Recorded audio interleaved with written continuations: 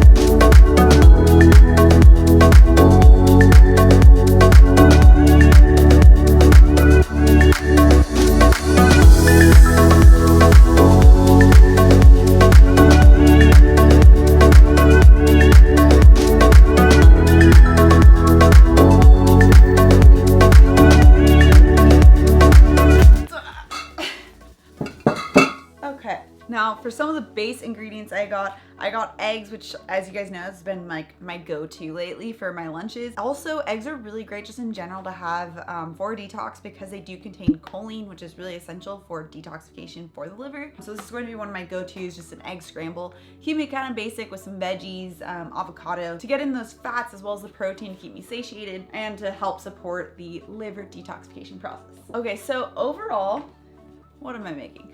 I'm putting together some basic detox recipes for my dinners. I'm doing like one really big roast chicken so I can use some of the meat throughout the week as well. But along with that, I'm doing a garlic and bok choy and mushroom saute. Bok choy and cruciferous vegetables are really great for supporting liver detoxification, especially phase 2 detox, which is something I talk a lot about in the 7-day IF Detox. So I'm pairing the roast chicken that we're going to make that's with garlic and lemon and probably some of my homemade bone broth as well, with the garlic, bok choy, and mushroom saute.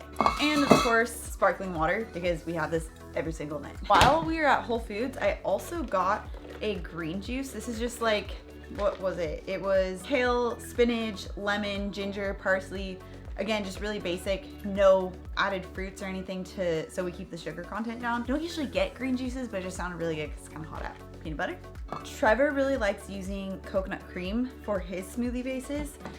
He uses this for one of the really main fat components of his smoothies to really push his body into fat burning mode. So we got him a couple of these that he can use for the week within his smoothies.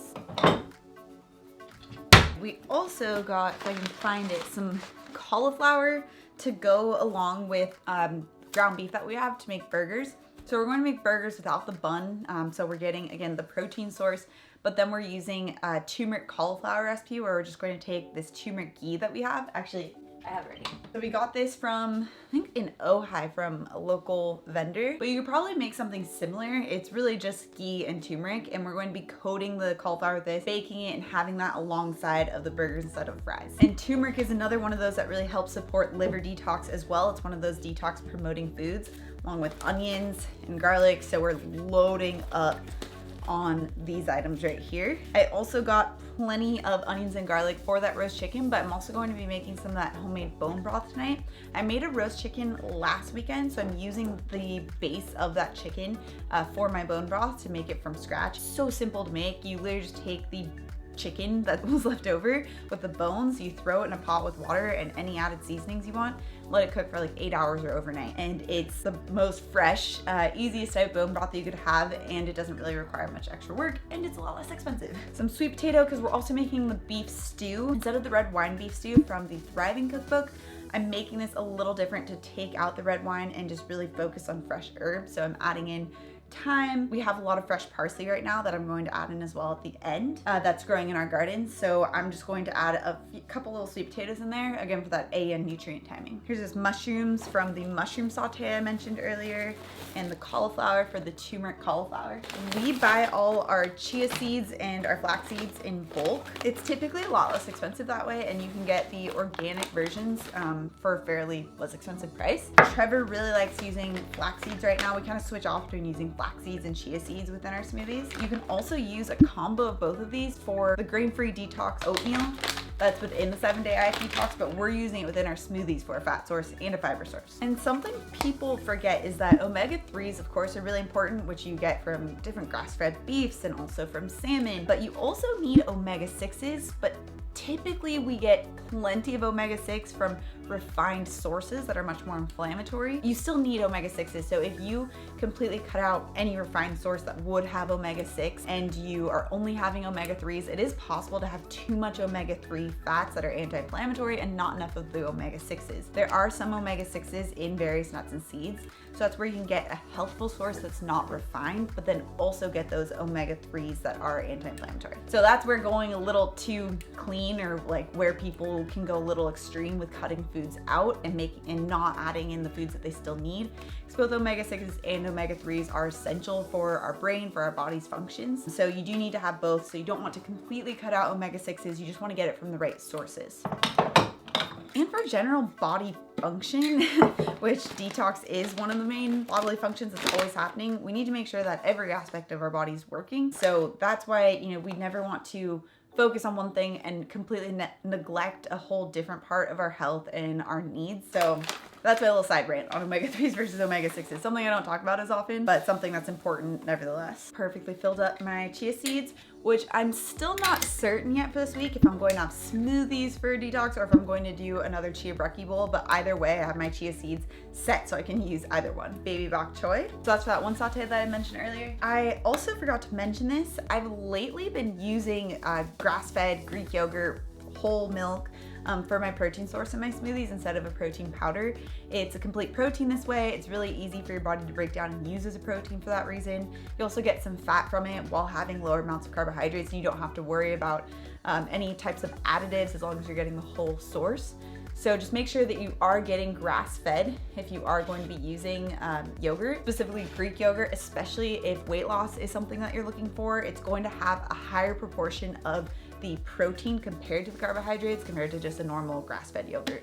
So you can use this as a base for your smoothies. Here's that whole chicken I got. Typically, I get this from Butcher Box, but my Butcher Box doesn't get here until later this week sometime. So I just got a whole organic chicken from Whole Foods. You know, this isn't the type that I would normally get. Like I mentioned, I get it from Butcher Box, but this is a good alternative. I really like getting the whole chicken lately because you actually get a lot more for your money. That way you can also have more meat, but you can also take the leftovers of the bones and use that to make your bone broth, like what I'm gonna be doing later today. Butter, of course. And if you aren't a fan of keto coffee, you can still have something like keto matcha latte or keto chai tea latte. I have recipes for both of those and I'll link it down in the description below so you can check it out. So if you aren't a fan of coffee, don't feel like you need to have it in order to be doing things right. It's just, I love coffee, so that's what I'm gonna be talking about all the time. And an important thing to remember for the detox or just with the complete intermittent fasting bundle in general is that you can follow the recipes as is, and that's fantastic. Obviously, I love the recipes, I developed them, but you also have that nutrient timing page where you can use those strategies to build recipes that you love or take recipes that you love and make them fit the protocols. Really important aspect of long-lasting change is actually eating foods that you love. So that's where you can do kind of what I did here, take the foods that will help to promote your goals, fit them into that A and nutrient timing from the bundle, make it so that it's actually going to be something you enjoy, and that way you'll actually stick with everything long term. It's much easier to do something that we actually love long term than it is to feel like you're depriving yourself. If you're interested in joining A and Peeps and me in the 7-day IF Detox, I'll have the link down in the description below on how you can get started and how you can join in with us. You can also check out some of the A and experiences with the 7-day IF Detox with this video right here. Also, if you're new to my channel and you love this science-backed information on how you can achieve your wellness dreams, make sure you subscribe right here. Come out with new videos every Tuesday and Thursday. All right guys, thanks so much for tuning in and I'll see you in my next video.